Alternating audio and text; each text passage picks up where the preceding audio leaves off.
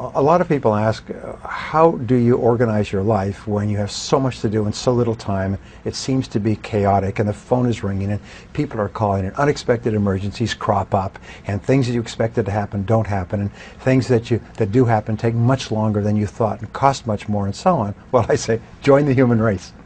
The fact is that in our world today, there's so much good stuff going on that we are eager to take a piece of everything. We're constantly raising our hand, if you like, and say, I'll do that, and I'll do this, and I'll get into that, and I'll add that to my schedule, and so on. So as I mentioned earlier, the starting point of getting your life under control is to sit down and think about two things. Who you really are, which means what are your natural talents and abilities? What do you enjoy? What do you like doing? If you could wave a magic wand, if you were financially independent, what would you want to do with your life based on your own talents and abilities? Another question we ask is, if you could work at any job or in any industry or in any position or in any part of the country, what would they be? And think them through. At Stanford University, they teach an exercise in the creative thinking part of the business faculty.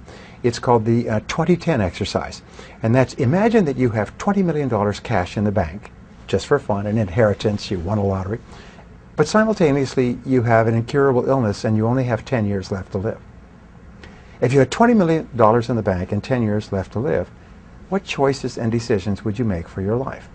And that begins to clarify things. You start to become clear, well, if I had that money and only a limited time, there's certain things I would want to do and certain things that would not be that important. The second goal area is, what do you really, really want from your life? If you had no limitations, if you had all the money and all the time and all the talents and all the abilities, if you could do or be or have anything, what would you really want in your life? And write them down.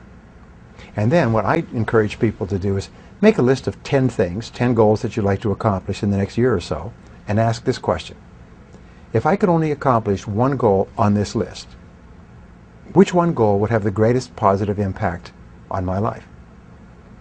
If you could only accomplish one goal in life, which one goal would have the greatest positive impact on your life? Now, for most people, especially when you're maturing in your career, when you're growing up, the biggest goal is money. If you had money, then you could buy a house, home, car, family, lifestyle, and so on. So that's quite normal. For other people, it may be a health goal. For business owners, maybe a business goal. For people with relationship problems, maybe a relationship goal.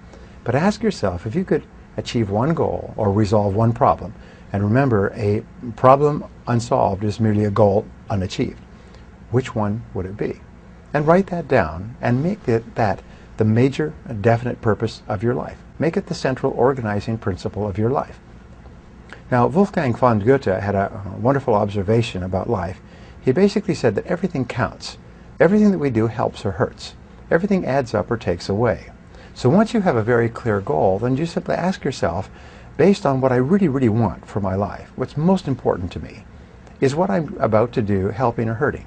Is it going to move me toward my goal or move me away? And if it doesn't move you toward what is most important to you, then it's a very good candidate to be delegated, outsourced, downsized, or even eliminated. In the process of re-engineering in business, the whole process of re-engineering is based on what is called process simplification. And the way that you simplify a process is you stop doing things. You eliminate low-value tasks to free up more time for the things that are most important to you. You keep going through your life and saying, what are the things that I could get rid of, that I could stop doing altogether, that I could delegate to someone else, or that I could combine and do all together? You keep thinking, how can I simplify my life? How can I re-engineer my life so that it's simpler and more streamlined? And then you concentrate more and more time doing fewer and fewer things, which give you greater and greater results, financial and satisfaction, emotional, in your life. That's how you bring order out of chaos.